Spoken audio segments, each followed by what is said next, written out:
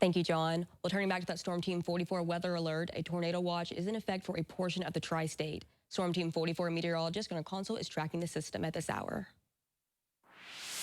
Yeah, and that tornado watch has actually been expanded into some of our Indiana counties. So the threat is growing, but we are seeing some changes in the tri-state throughout the next few hours. Right now, we're starting to see increased cloud cover, and that is all due to the fact that we're dealing with some of that cloud cover moving in as those storms are feeding off of the heat, the humidity, and the southerly winds.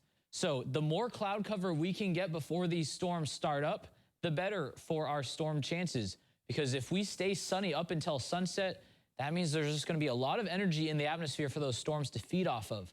Because right now, let's look at the radar and the available energy in the atmosphere. We got a lot of energy out towards Edwards, Wabash, Wayne County. All of this red indicates the atmosphere is juiced for tornadoes, severe thunderstorms, even hail. This means there's a lot of instability. Where you see these oranges, it's still pretty high, but not nearly as severe. So you can obviously see these storm systems, these storm complexes are moving through this region of very high energy. That's why we have that threat for severe weather. And it's this cold front right behind this low pressure that's going to push those storms into basically that warm area where they're just going to feed off of it. So we got a tornado warning south of St. Louis. We got severe thunderstorm warnings south near the Ozark Mountains in Arkansas and southern Missouri. So as they push towards the tri-state, we're going to be monitoring those systems. Right now, we aren't looking at too many concerns for tornadoes and storms in the tri-state because this area of storms is pushing towards the north. We won't be really too concerned with this batch, maybe skirting through Wayne and Richland and Lawrence counties.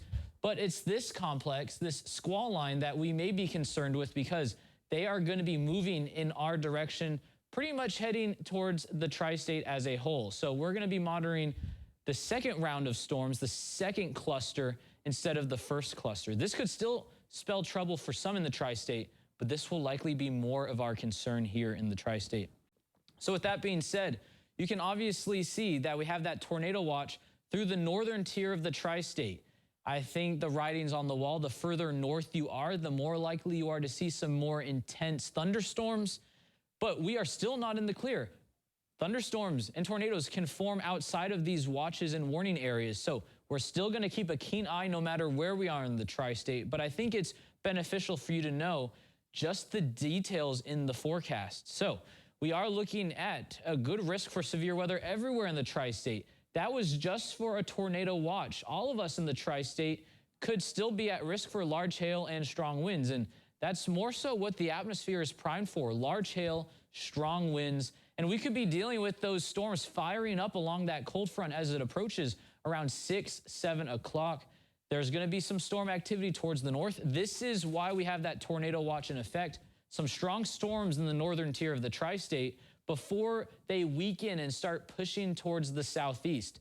So this will likely be a system that encounters us during our 9 and 10 o'clock news shows. So it's definitely imperative that you tune in at 9 and 10 just so we have the latest, as that's likely when the storms will be moving through. Because as we push towards 11 and midnight, looks like things will be in the clear.